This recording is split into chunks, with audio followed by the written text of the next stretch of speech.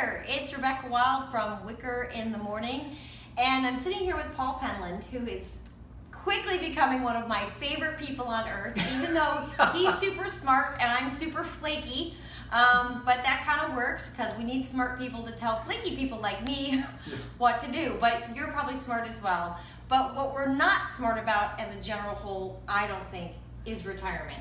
We're getting to that age where we start thinking we need to be planning for the future. So Paul is with Commonwealth Estate Planning, 270-1964. You're going to want to call that number, probably sooner rather than later, but let's have a quick little sit down with him, answer some questions, and you're going to feel better like I did the first time I spoke to you about what to expect. Okay, so why should I hire you? Well, you know, Rebecca, when you said most people aren't very smart about this. Actually, people are very smart. My clients are smart, and people I talk to are smart. The problem with all of us is we many times assume things, or we just get bad advice.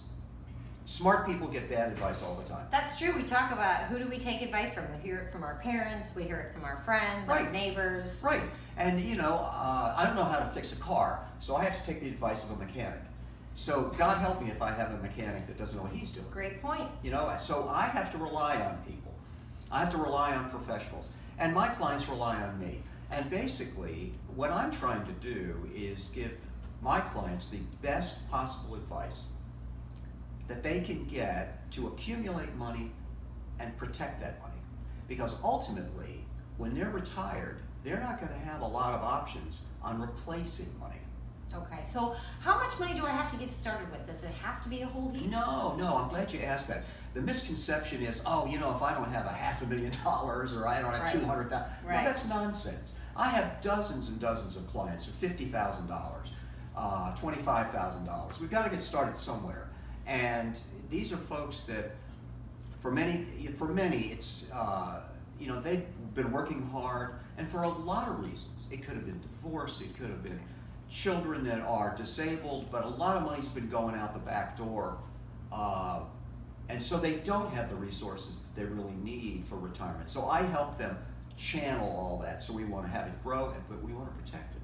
Okay, so if I give you my money then, you are putting it in the stock market, but I'm not going to lose it all. That's right. It's not going in the stock market. We're going to index it to the market. We're going to use financial... See, this is one of those smart people things, indexing it. That's right. Because you know what? If you go in the market, I mean, you could walk into a brokerage firm and hand them dollars, and they'll go invest them in stocks and bonds and mutual funds. And as it stands right now, the market's up. Everybody's excited.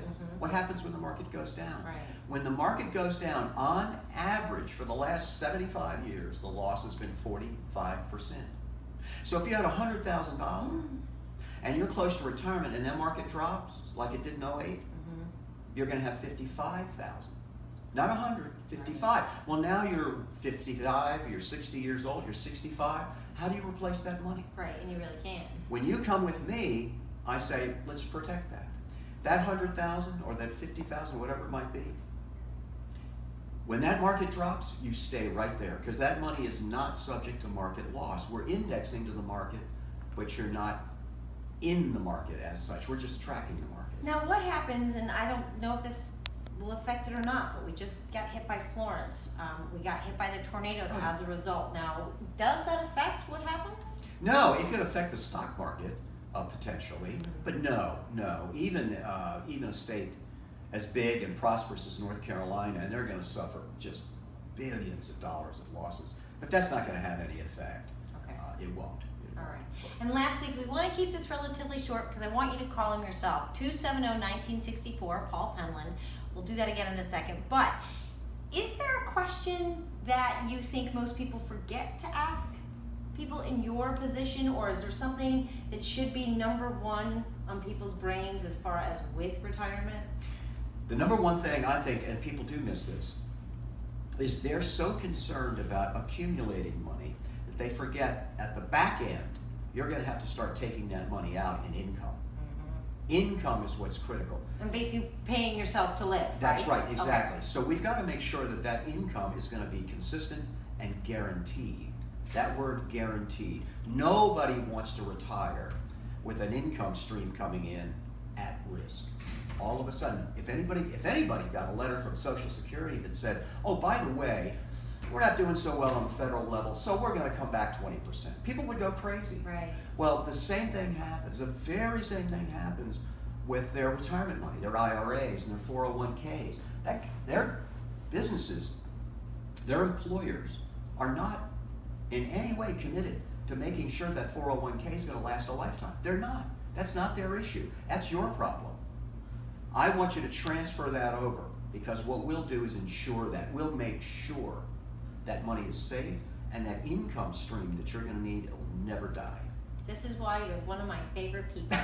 Because he says it in such a way I actually understand it. I love it. Commonwealth Estate Planning, Paul Penland, 270-1964. You are awesome. Thank you so much. Thank you, Rebecca. It was great. Yay.